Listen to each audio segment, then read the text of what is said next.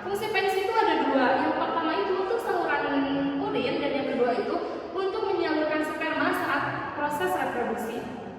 Oke, secara struktur, penis terbagi menjadi 3 bagian utama. Yang pertama itu 2 bagian di atas disebut corpora cavernosa dan 1 bagian di bawah itu disebut corpus spongiosum yang mengelilingi uretra. Nah, 2 jaringan yang berada di bagian dorsal atau atas disebut corpora cavernosa, yang dipisahkan oleh sekat yang disebut septum. 1 jaringan lainnya berada di bagian ventral atau bawah, yaitu corpus spongiosum, yang berfungsi mengelilingi uretra, saluran keluarnya urin dan sperma. Selanjutnya ada glans penis, biasanya dilapisi oleh preputium, yaitu lipatan kulit yang bersifat retraktil atau dapat ditarik ke belakang. Pada pria yang menjalani sirkumsisi atau sunat, preputium ini akan dipotong. Oleh karena itu, menjaga kebersihan dan kesehatan organ reproduksi itu sangat penting teman-teman, supaya fungsinya itu tetap optimal. Nah teman-teman, di sini saya akan menjelaskan bagian penting pada reproduksi pria. Di bagian vas deferens. Jadi vas deferens itu adalah saluran otot panjang yang berada pada reproduksi pria yang membawa sperma matang dari epididymis ke uretra untuk dikeluarkan saat ejakulasi. Karena di sini saya akan melanjutkan tentang penjelasan spermatogenesis. Jadi spermatogenesis adalah proses pembentukan sel sperma yang terjadi di tubulus seminiferus pada testis. Nah, jadi proses ini tuh dimulai dari spermatogeneum yang melalui beberapa tahap dari hingga menjadi spermatozoa untuk membuahi sel telur. Nah, di sini teman-teman saya akan menjelaskan tentang bentuk sperma. Bentuk sperma seperti kecebok mikroskopis yang memiliki kepala lonjong, halus oval yang berisi materi genetik, dan ekor panjang yang berfungsi untuk berenang melalui sel telur untuk pembuahan. Nah, di sini ada anatomi sperma.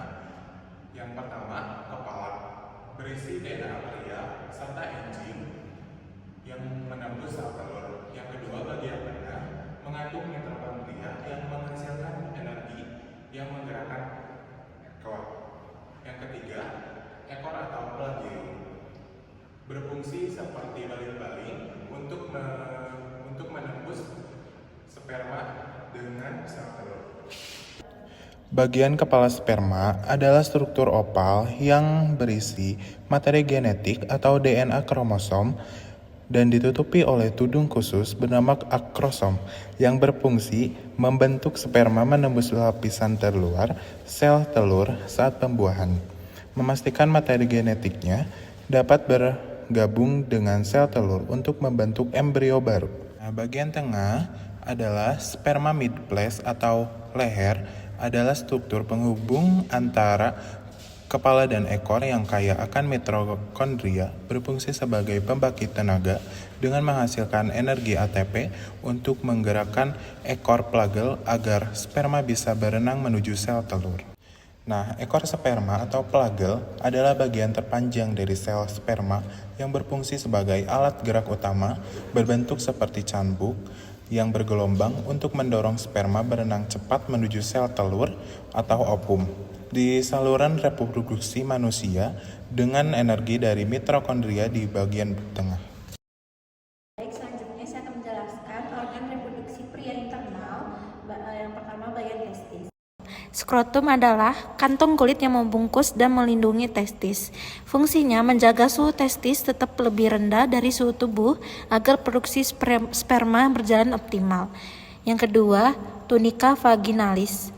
Tunika vaginalis merupakan selaput pelindung paling luar testis. Berfungsi mengurangi gesekan antara testis dan jaringan sekitarnya sehingga testis dapat bergerak dengan aman. Yang ketiga, tunika albuginea. Tunika albuginea adalah lapisan jaringan ikat yang kuat tetap di bawah tunika vaginalis. Fungsinya melindungi struktur dalam testis dan membagi testis menjadi beberapa bagian kecil atau lobulus. Yang keempat, lobule atau lobulus testis. Lobulus adalah sekat-sekat kecil di dalam testis. Setiap lobulus berisi saluran tempat pembentukan sperma. Yang kelima, seminiferus tubule atau tubulus seminiferus. Tubulus seminiferus adalah saluran berkelok-kelok di dalam lobulus.